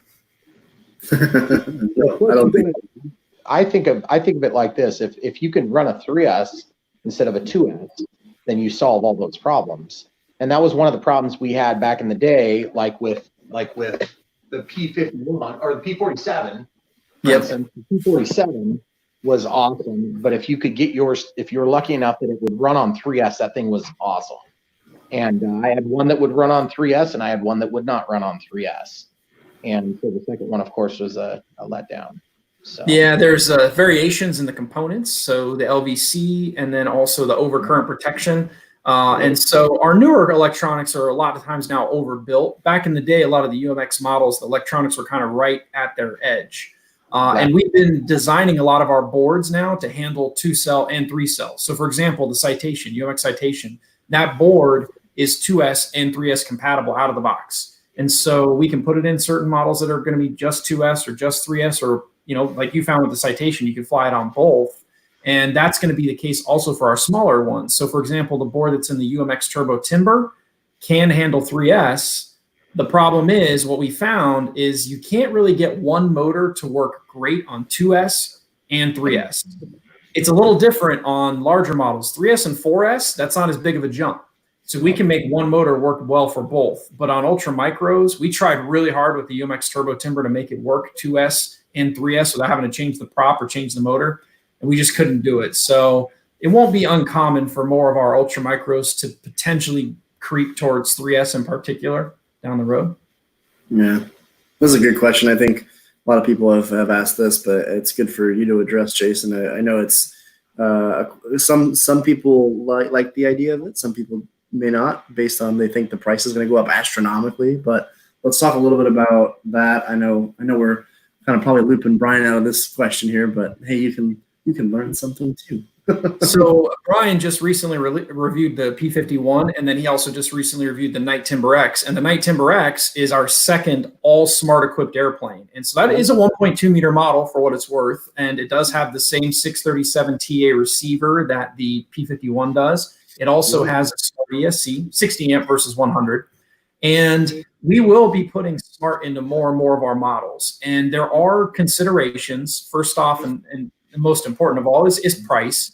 There's times it does add some cost, and you may not want that added cost. So if it's like a sub 1 meter airplane, sub $200, it's probably not going to get full smart. You'll notice that our ultra micros have voltage telemetry, but that's it. We're not putting in motor temperature or motor RPM and temperature and all that, because it would add too much cost and complexity.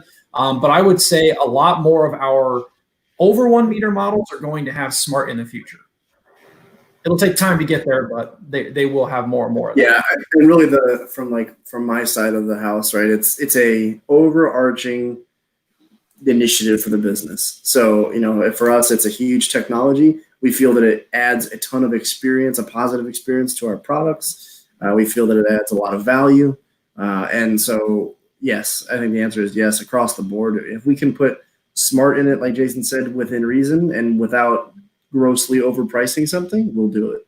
That's the bottom line. And as the tech starts to come down in price, from our perspective, then we'll obviously pass that along as well on new models. But we're all about making a better product experience, and smart allows us to do that and take our products to the next level where our competitors usually can't touch us there. So that's a big deal.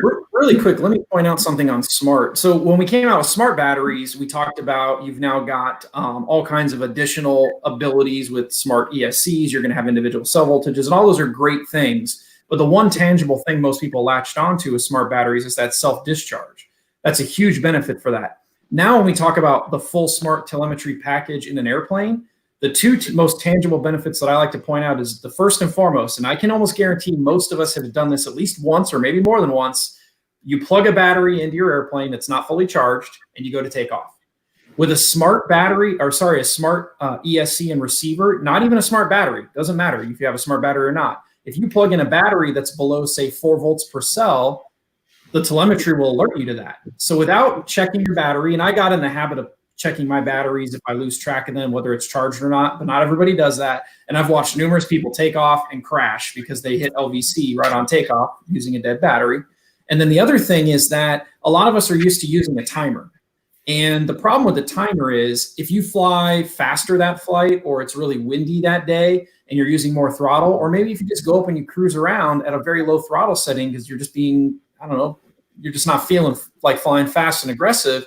If you just set your timer for 5 minutes, if you fly hard, you might land and use 90% of your battery. If you fly soft and land, you might have only used 40% of your battery. So with smart technology, you won't have to rely on that timer anymore. Now you can fly to a particular voltage level of the battery that you can set, or with smart batteries, you're going to be able to see the capacity that you've used, which is even more indicative. And for me, I like to use 80% of my capacity. I think it's a good rule to follow.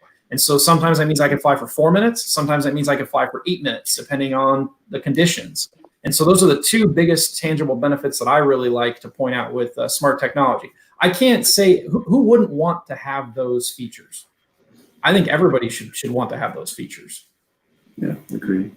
My favorite part is a reverse ESC, which I'm not going to say any more about that. I'm just going to say that when you watch my Night Timber review, we put the smart batteries to the test, and we do the reverse ESC also, which is awesome. And I wish I would have known about it in the P51, because now I got to figure out how to do that. Oh, so it's not in the P51. Oh, come on. It will down the road be offered as an update to a lot of the smart ESCs that are out there. So our first iterations of the smart ESCs, and the hardware is the same, it's just the software is different. So you will have a software update available to put that in other models. But certain models like the Timber X come with it out of the box, because if you put it on floats and you set it in the water and you want to back up, it's perfect. In the air, you probably did some kind of cool wonky things with it. Nah, I didn't. I'm not good enough with 3D, but we still used it, and it's awesome. And I love that feature, and I wish it was in more planes, especially the ones on water, because it is super handy. Yeah, it's something. So when this last, I guess it was really cold out. I know it was cold out over the winter. James and I were playing around with some reversing. I think not that James came up with the idea of reversing props, but we were trying to play with it and what other models it could work in well. And we started taking a few out to the field or our little test site near the office, and we started putting it in a lot of different stuff. And it's really cool to see the characteristics of, like, imagine an EDF with a reversing thrust. Imagine, that makes a different world. It's kind of weird. Almost like brakes. Yep. Yeah, and we tried it. It's like, holy crap, this is actually pretty cool. And so we're looking at stuff like that. But yeah, the reversing just adds a whole other layer of. Now it's wacky when you hit it in the air. but it's pretty cool. If you're not a 3D guy and you can kind of deal with the reversing out of it. But even if you just like reverse the prop on landing and know how to power it just right, you can get it to stop on a dime. Or just watch how it completely cuts like all lift out of the airplane. It's pretty cool. We broke quite a few props and quite a few landing gear playing with it, but it's been pretty cool to see it in new models. So I'm sure we'll see it in more stuff as we go, and hopefully people will appreciate that in the future. Yeah, that's another good question. Yeah, and so I'll admit that we all felt very strongly that GPS is a great addition to trainer airplanes, because a lot of people learning to fly too far away, and the plane flies away. So GPS prevents that with the virtual fence. Also, you have auto land, which is phenomenal. So if you don't know how to land yet, or you're not feeling comfortable, or it's windy, you hold the button down and it lands more or less where it took off from.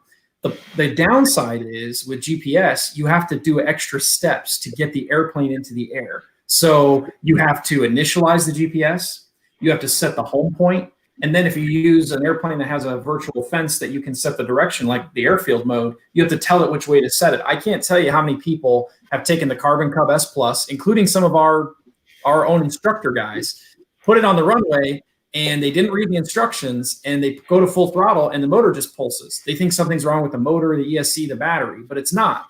We don't want it to take off because you have to set the direction of the virtual fence. So that's like a 4 or 5 step process to go from plug the battery in to flying a GPS equipped airplane. What we're finding is not everybody wants those extra steps. And so what we're going to do is, you probably see this with the Apprentice STS, is offer more and more airplanes where you can have an optional GPS. So it has the ability to plug GPS in if you want it, but it'll be sold without it to keep the price down, to keep it as simple as possible out of the box. And then if you want those features and you don't mind the extra steps, you can add it later on.